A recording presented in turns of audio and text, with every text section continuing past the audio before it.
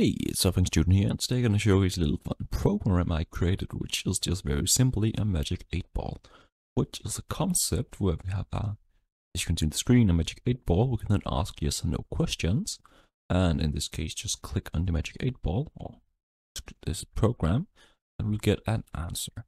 So let's see, is this video going great so far? Reply, hey, see, try again. Then let's try again. As I see it, yes. That's okay.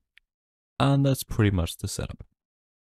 So first let's have a look at the XML, where we have more or less two scenes in a stack pane, where we have just the image, an image with our 8-ball, with the number 8 in the middle. And I can just turn this invisible, which is done whenever I click on this screen in the program.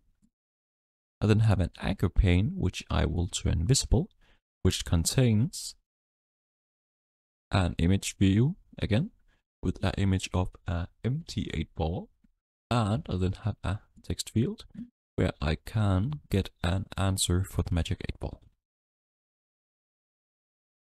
But let's have a look at how it works.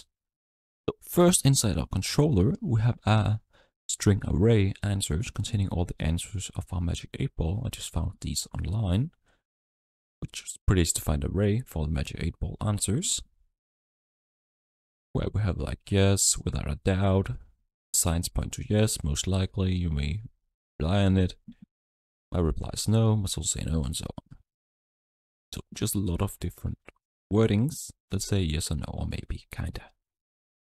We then have a random object, which is used to get a random, pick a random answer out of this array.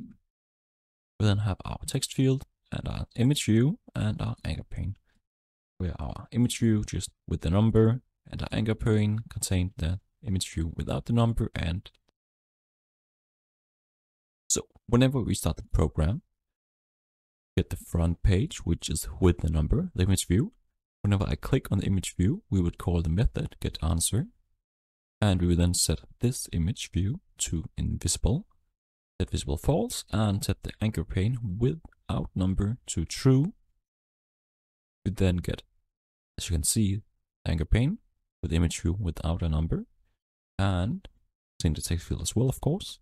And we then, to get a random answer from our string array, we do text field.setText to get a variable from our answer array using an index which is retrieved by our random object, which is just saying random.nextInt, and then using the answers.length, so the length of the array for the max number, so we can get a number between 0 and not including the length of the array.